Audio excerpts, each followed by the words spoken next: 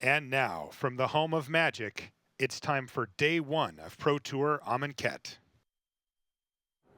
Good morning, good afternoon, good evening, and good night. Wherever you are around the world, welcome to Pro Tour Amonkhet. I'm Rich Hagan, and together we'll explore 19 rounds of outstanding MTG action. I'm here in the world-famous feature match area, where on Sunday, a champion will be crowned, and it'll be the dawn of a new standard. But it's not all about constructed. We're just moments away from that first pick, first pack moment when Amonkhet Draft takes center stage. The players are ready. We're ready. Let's start the show.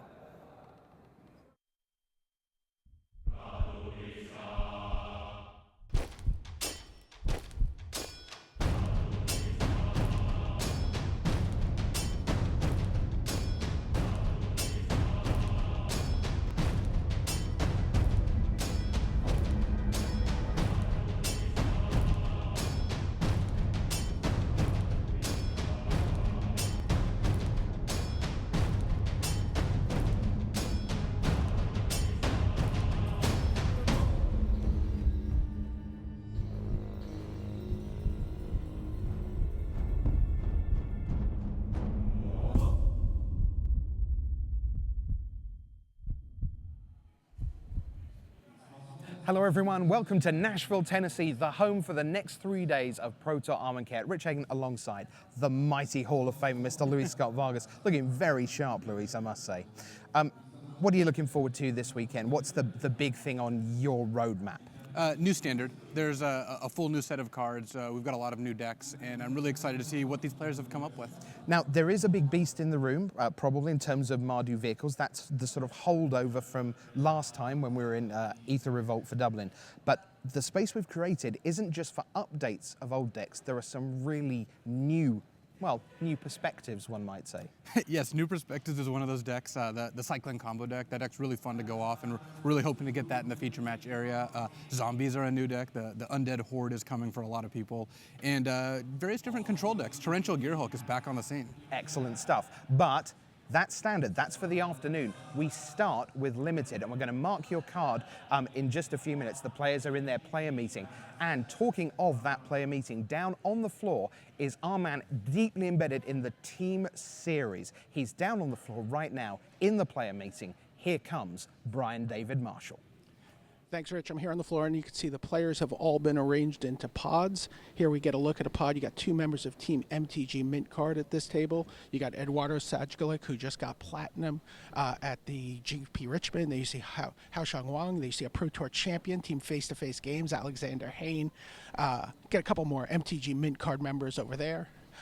Taking a look over here, you see Matt Costa from D3 Go, Andrea Mengucci from Team MTG Mint card. We just saw him, great scene with, 13 different Italian players, where they were all taking a big selfie.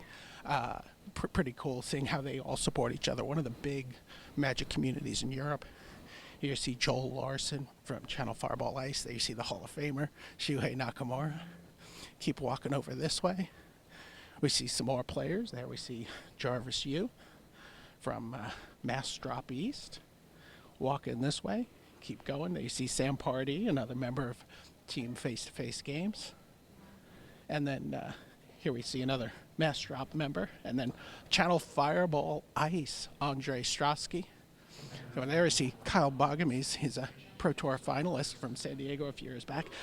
Player I want to point out, someone to keep an eye on. He's sitting across from Marcio Carvalho, but this is Jack Kiefer. He's playing in his first Pro Tour, just I think 16 years old, but people are very excited to see what he's going to do. Keep going this way. You see Dave Williams hanging out, flashing that trademark smile.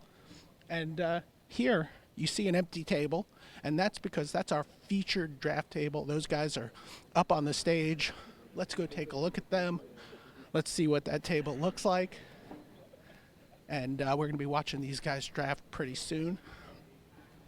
And here you see Marco Carmeluzzi, Li Shitan, Sebastian Pot, Martin Jůza, who just got his 26th Grand Prix top 8, Hall of Famer Gabrielle Nassif, Ben Friedman from Team Mox Box Bowl, and JC Tao, the Pro Tour champion.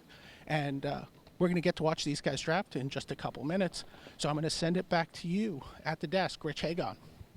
Thanks very much, BDM, and Brian will be with us all weekend long, giving you all the updates on the team series. It's Act 2 of 3. Remember, the top 4 teams will eventually get all their team members into Pro Tour Kyoto for the last leg of this. So there's a lot at stake here. Luis, though, we're going to turn our attention to Limited. The players are getting ready to draft.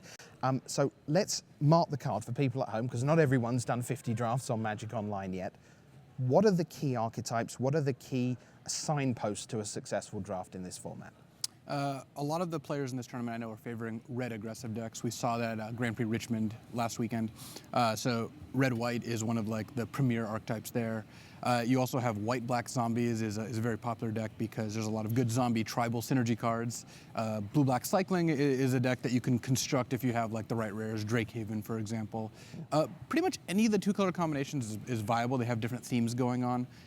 The cycle of trials, for example, is also very, very powerful. Trial of Solidarity has shot up in people's pick orders. Right, so the trial and now, are the trials solid in their own right, or are we going to see people trying to do the dance of how many trials can I get, how many cartouches can I get to do all the bouncing back and forth? It's kind of interesting where the trials are good on their own and the cartouches are good on their own and they get better together. So it's kind of like win-win-win. And you'll see people playing with both, but not doing a whole lot to jump through that hoop. Okay.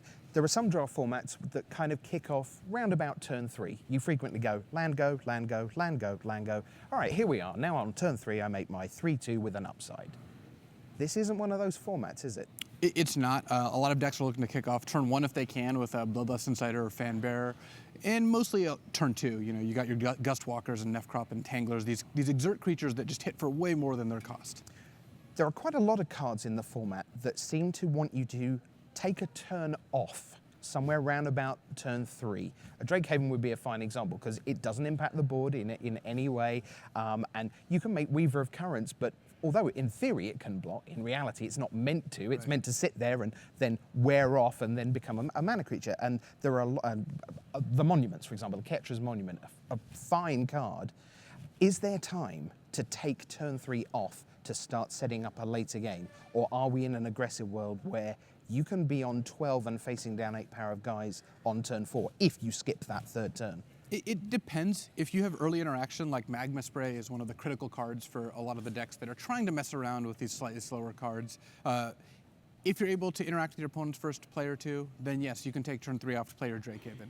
If your goal is to go, land Drakehaven, you might be in a little bit of trouble. All right, well, why don't we take a look at our feature table here at Pro Tour Amonkhet for you. We'll show you all 8 players. This is what the lineup is going to be. So as we look at the table, you've got at the top there, Gabrielle Nassif from Team Opportunity, one of the greatest players of all time. He was testing on the 48th floor of the Empire State Building in New York City just a couple of days ago, and now here we are in Nashville. Next to him in seat number 2, it's Martin Jůza, currently ranked number 14 in the world. And Luis, he is someone who is really rededicated himself to the game. He's been near the top of the game for a decade, but now he can see the Hall of Fame as a tangible goal. And with 3 Pro Tour top 8s, the leap from 3 to 4 would be enormous for him. I think because of Martin's GP resume, because of the fact he's consistently been one of the best limited players, if he hits a 4th Pro Tour top 8, he's got a very good shot. Yeah, I agree with that entirely. So he's in seat number 2. Next round is a 27-year-old from Argentina. That's Sebastian Pot. Now, he's got a couple of Grand Prix top 8s. This is his 6th Pro Tour. Best so far of 11-5 at Pro Tour Kaladesh. And worth bearing in mind that lets you come back again for the next one. So a lot of players on the sort of 9 wins, 4 losses mark come tomorrow afternoon are going to be going, if I get 2 out of the next 3, 11-5, that's the big sort of reward for the, okay, I didn't make top 8, but I get to have another go. And that's huge, Luis. It definitely is. Going 11-5 feels like a successful Pro Tour, even for Platinum Pros, even people who don't care about the actual qualification. 11-5 is definitely a finish you'll be happy with. So who's in seat 4? Now, do you know who Mark Ermitzer is? Well, we've looked him up. 43% win rate from 13 GP starts. That's not super exciting. First Pro Tour. Lots of good players at the table. How did he qualify? Well, he's one of our new Pro Tour qualifier winners, because at the Grand Prix in the last couple of months, on the Sunday, there's been a single slot PTQ, and so our new Pro Tour qualifiers are here for the first time. So good luck, Mark Ermitzer, in your first Pro Tour draft. Next to me is LSV. Next to Mark Ermitzer is LST. That's Li Shi Chan. 5 Pro Tour top 8s from MTG Mint Card, the co-leaders in the team series. Seat number 6 is Marco Camiluzzi from Italy. Now, he's on the same team opportunity as Gabrielle Nassif, of course, part of the World Magic Cup champions from last year. Seat number 7, let's just make the table a little bit harder to go 3-0 at. How about a Pro Tour champion, Oath of the Gatewatch champion, J.C. Tao? And we end up with Ben Friedman, who was very close to another top 8 at GP Richmond last time. 4 GP top 8s for him. What do you know about Ben, Luis, as a player? Ben is a consistently solid player. He's put up a good amount of results in the last couple of years, on and off the Pro Tour, but very good at demonstrating excellence. He's on Team Lotus for this Pro Tour. All right, well, the great news is that the players are ready. We are ready. It's time for the first draft of Pro Tour Amonkhet. So down waiting for us in the booth are Ian Duke and our very own edifice of authority. It's Marshall Sutcliffe. And welcome to the booth here at Pro Tour Amonkhet. Thanks, Rich. I don't know if I'd call myself an edifice of authority, but I like that one. Don't mind that he did. Yeah, I'll take it. That's Ian Duke. I'm Marshall Sutcliffe, and we're just about ready for our booster draft here. We're going to be watching Martin Jůza, as you heard from Rich just a moment ago. 3 Pro Tour top 8s for Martin, also known as a limited guru, and coincidentally somebody who I had a chance to chat a fair bit with about how he feels about this particular format. So this should be an exciting one to see how it goes down. Yeah, I'm super excited for this limited format, and what better player to watch than Martin Jůza. Yeah, Martin's a fantastic limited player, and I think he's ready to go. So why don't we head down for the first booster draft here from Pro Tour Amonkhet.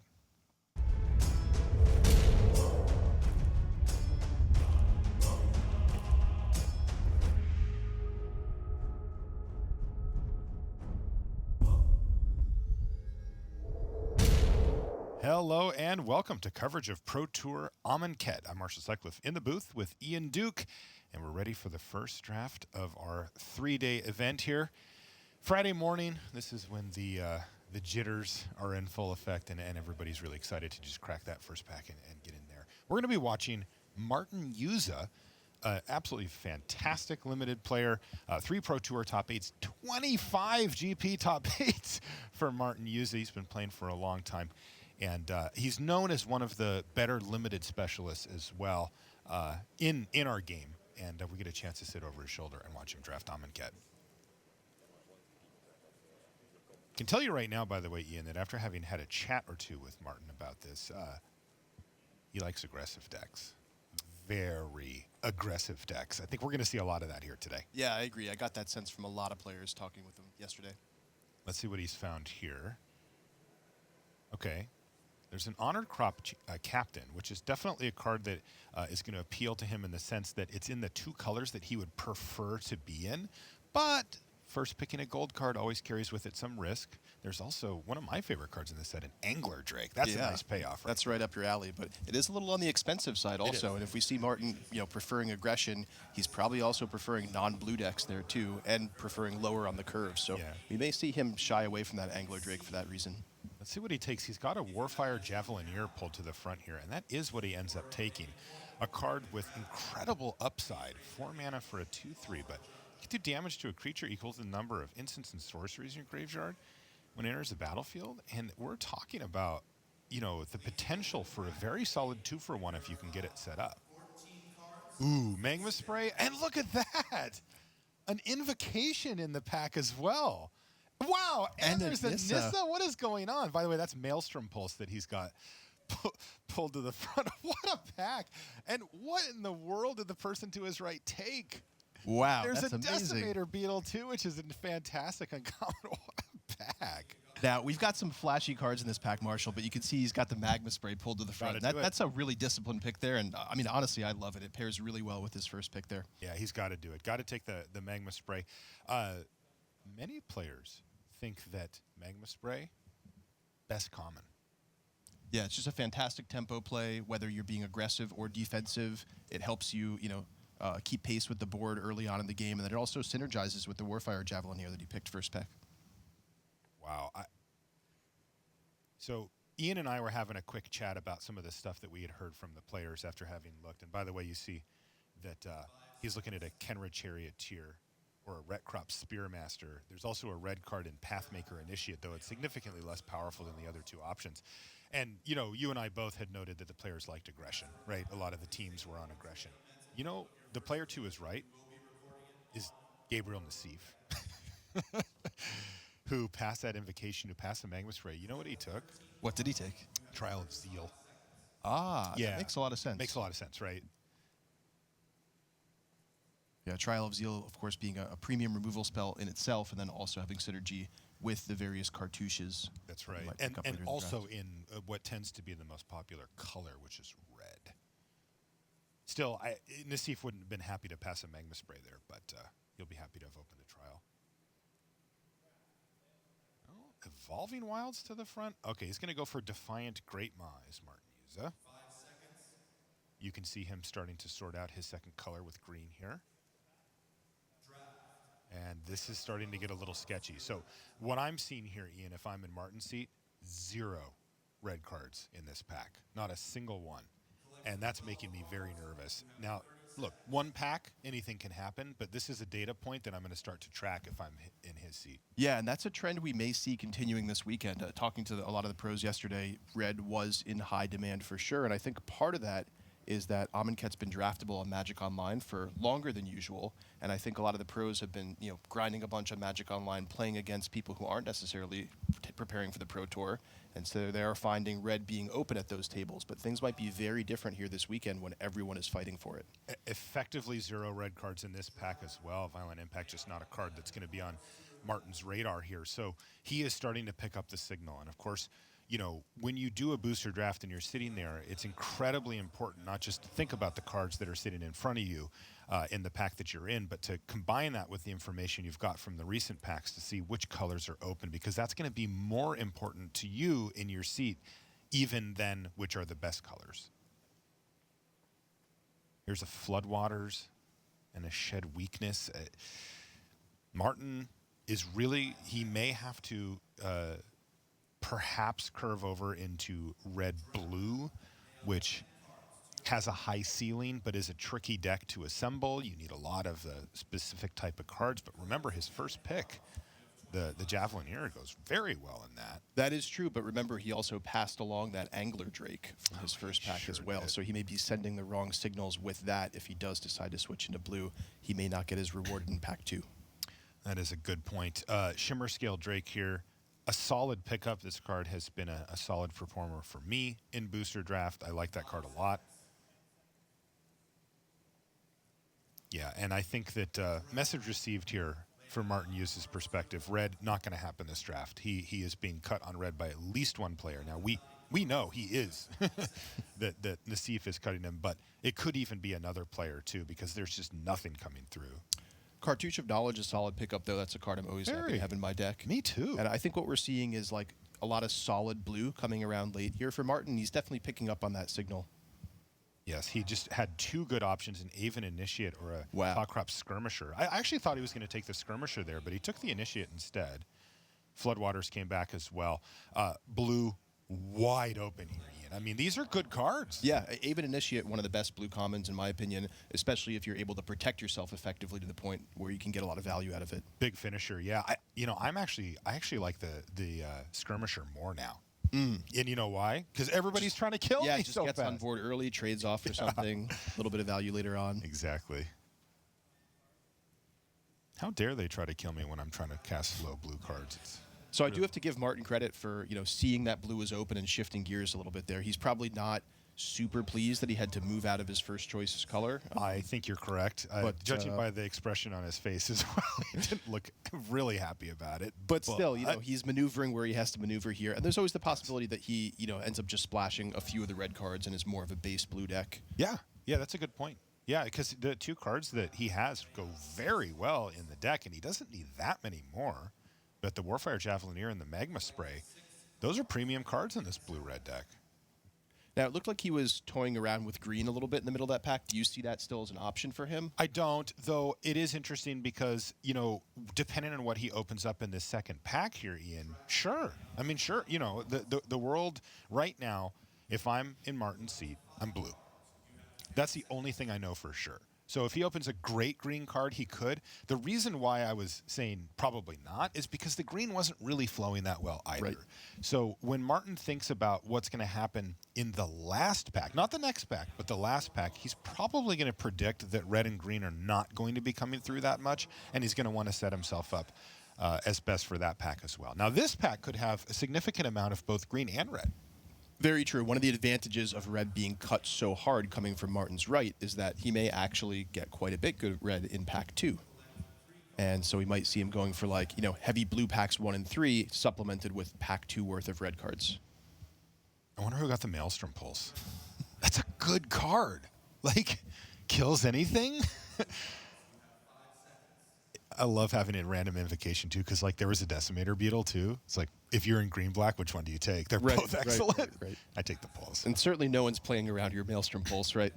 That's right. Okay, here's Liliana's Mastery. So a curveball here for Martin Jůza. He's been handed a really good rare, but it's in a color he hasn't even touched as of yet. So the question from him is, did he stay open enough, meaning, you know, blue plus another color, where he can just say, like, sure, I'm just going to take Liliana's Mastery, it's just too good to pass? Or will he default back to the Cartouche of Knowledge, which is the more safe pick for his deck? I mean, the Liliana's Mastery is a bomb-level card. It's not one of the best cards in the set or anything, but it is a really, really good rare, but effectively 6 power on the battlefield. What did he take? I think he took the Liliana's Mastery. Yeah, okay. And it makes sense to me because, you know, there wasn't anything else super enticing in that pack, so it makes sense, even if he thinks he's only like 30% to play it, or maybe even less, it still might make sense to pick it here just on speculation. Yeah, he's picked up a Top-Crop Skirmisher, but there's also a final reward in this pack if he does want to stay down the on black.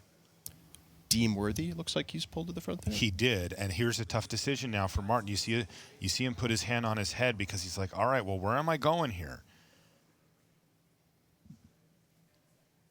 This is a definite deciding point here for Martin. Yeah, the Deem Worthy goes much better with the sum of the cards that he has already. Again, the Javelineer and the Magma Spray plus a Deem Worthy is better than one Liliana's Mastery, but he has to really get good red out of this pack because he knows he's not going to get much out of it in the last pack. Yeah. That's a sweet-looking mountain, Martin, but unfortunately for him, you know, a Pathmaker Initiate is a playable red card, but that is not the type of things he wants to see. He may default back to blue for this pick. Yeah, I like the Avid Initiate here. I mean, it's, I think, a card you'll value less in pack 1 if you're someone who really likes aggressive decks, in the sense that you don't want to move into blue early. But once you are in blue, I'm actually picking that card quite high. I think so, too. Again, I like the Skirmisher more at this point, which surprises me. But, yeah, Initiate, that is a game ender.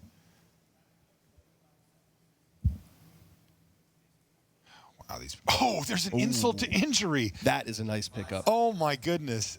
Ian, I was just about to say these packs haven't been great, and then he picks up, seriously, one of the best cards in the set. Yes, this card can be a little bit tricky to evaluate at first because you start reading it, damage can't be prevented, you know, your eyes start glazing over, blah, blah, blah. But when you put this card together, especially when you play both halves in the same turn, it can be absolutely devastating. You know, just stealing a game out of nowhere or getting some value here and there as one part here and then the second part later in the game. Yeah, absolutely. There was a Top-Crop Skirmisher in here, the one that I was saying I liked, but he's also got other options with a River Serpent and a Heckma Sentinels in there. There's even a Minotaur Sure Shot, which is a very solid little playable 3-drop as well. Wow, Insult to Injury there. You saw him kind of pause because that is just absurd. Like, him picking that up there is just an absolute boon. You know, your win percentage when you resolve that spell is so high. Oh, yeah. Especially when you do both the Aftermath and the regular part in the same turn. Now, I want to comment. I really like the pickup of the Minotaur Sure Shot in that last pack there. This is a red card that isn't at a premium in the super aggressive red decks, but I like it a lot in red-blue in particular because it's great at defending yourself. Yeah, I agree. Here at the Pro Tour, you probably won't get people, but I'll tell you what, week 1 of the set, a lot of flyers flew into my Ministars. Oh, but that has reach? Yeah, red reach is somewhat unusual. Hey, you give anything a bow and arrow. 5 seconds. Desert Ceradon, there's also an Open into Wonder and a compelling argument here for Jůza. So he's got some reasonable options. I think the really interesting pack here is going to be that third pack for Martin. Again, our prediction here is that he does not pick up, and he will be assuming he will not pick up much in the way of red, but that he will pick up a lot of blue. And even then, he might get a couple shots at red cards before they all get gobbled up. We did see, his pick 2 in the first pack had a powerful red card there in Magma Spray, and that's just because Nassif to his right opened up 2 powerful red cards in the same pack. That may happen again. Martin had a choice between the Top Crop Skirmisher or a second copy of Minotaur Sure Shot. He went for the second Sure Shot. Just curve-based picks here for Martin Jůza. These cards are fairly comparable in power level. Looks like he's going to get a cancel. That's probably for the sideboard. Could be. He does have that Javelineer. It's a fair point. He does want to support it. Martin has a Winds of Rebuke. You know what? It's actually pretty okay here, I think. Like, I wouldn't be shocked to see that in his main deck. Yeah, I think that's a totally reasonable card, especially if you're a little on the slower side. You can disrupt combat, blow someone out if they go for a big attack. How many at home would take that mountain? I think it's gorgeous.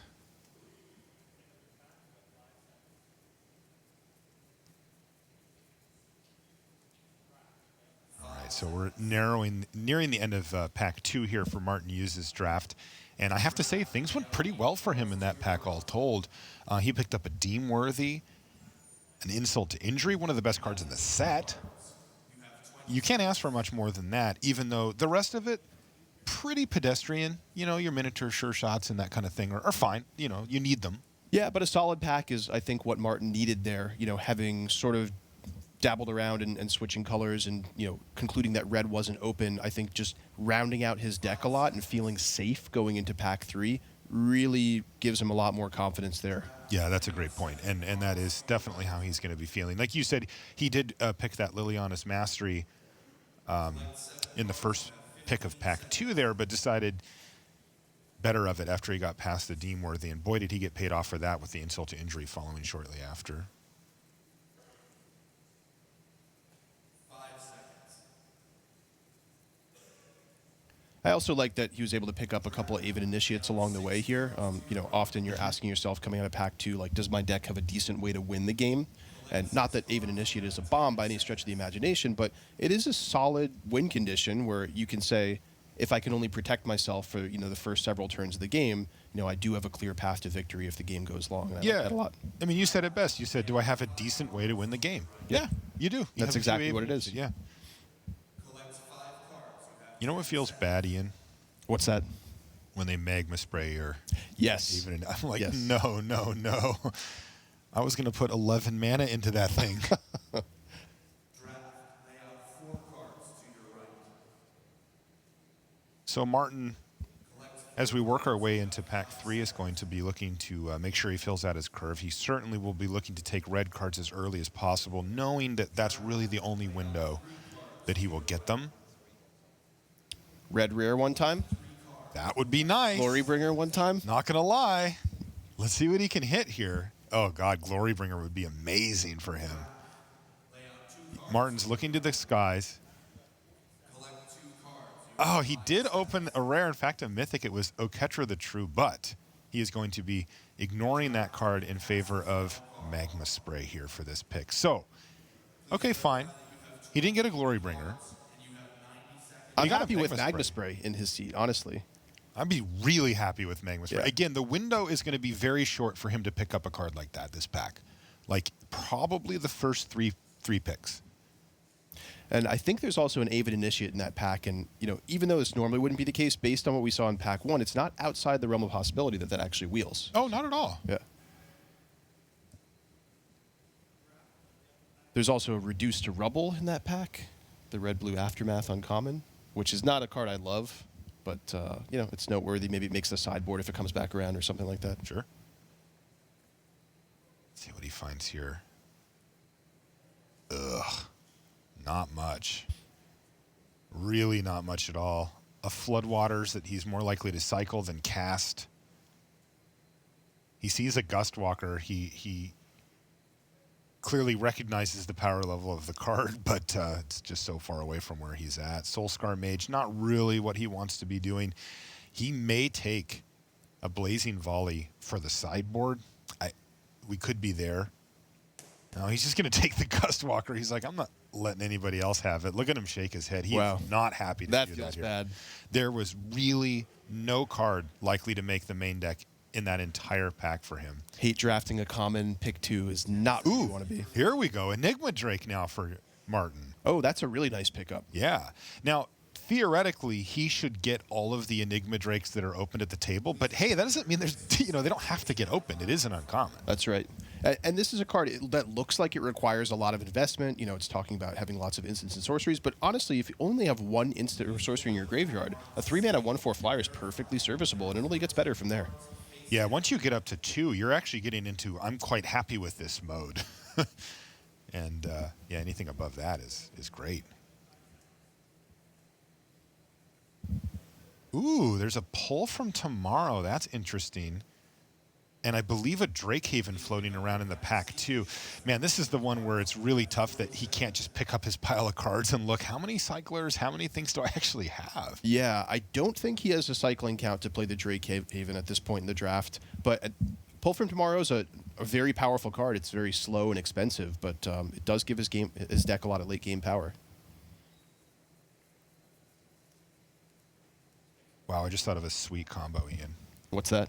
If he wants to set up that Javelineer, he can play Pull Tomorrow for 0 and discard an instant or sorcery, too. That is sweet for some definition of sweet. That's a terrible play. Oh, Commit to Memory here. That's a really good one. Yeah, that's a very Even just powerful thinking about just the commit half of this card is a great limited card. You know, it's Griptide ++. Yes, I really like Commit as a card. I mean, it also hits spells, you know, so you can keep enters the battlefield type effects from happening. It also can bail you out retroactively. I think Commit to Memory is a very good card, even if you don't cast Memory that often. Right. Which you don't. Sometimes you do. Yeah, sometimes you do. You just don't. You have the choice, right? So it can only be upside. Although I agree, there are a lot of board states or game states where you don't want to cast Memory or don't have time to. So Weaver of Currents still floating around here.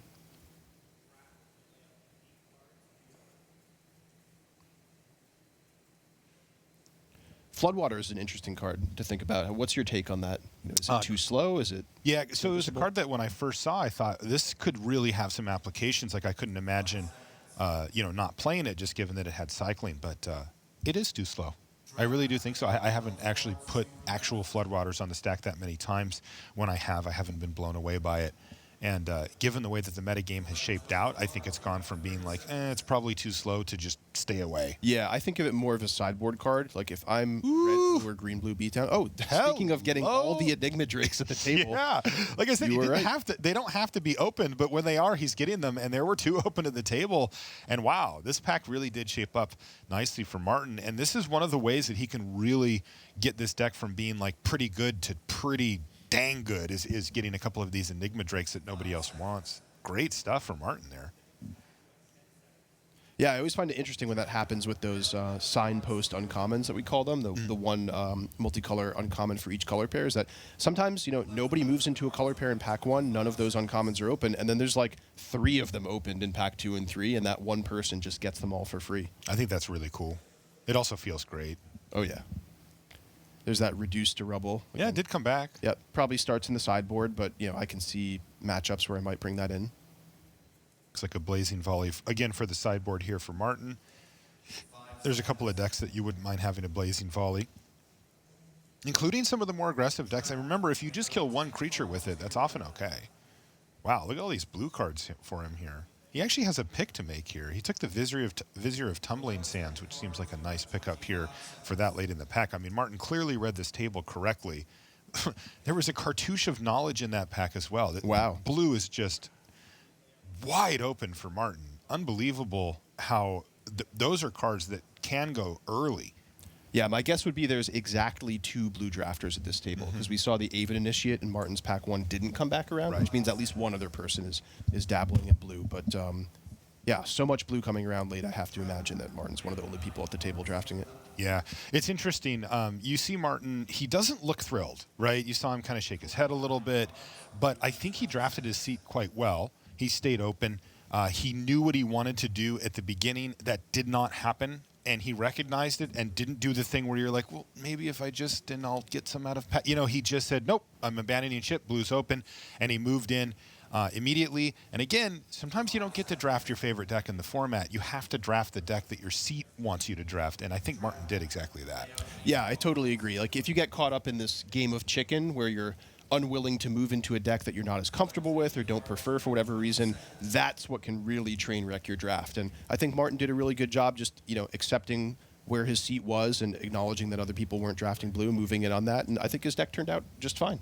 Yeah, I think so too. I think that he's going to be in a pretty good position here, though he does know he could be facing the red deck since somebody was taking it. It's probably Nassif, directly on his right. So cool stuff from Martin. It's always great to watch a high-level drafter like a Martin Jůza navigate through a booster draft like that. Again, even a little more special given that we kind of knew his preferences sitting down, what he wanted to do, but watching him have the strength and the courage. He's going through the trials during that draft. To not draft the deck, that he wanted. How good do you think his deck is? Realistically, probably like a B+, I think. I think it's solid. He shouldn't be unhappy with his deck, but, he probably would have been more comfortable having like a hyper-aggressive red-white deck, for example. Sure. That Gustwalker pick. Oh, yeah. You saw the look on his face. Feels really bad. He was just like, ugh. It was like third pick and didn't even get to use it. All right, well, that's going to do it for our booster draft. We've got a lot more action for you here from Nashville. We'll be back right after these messages.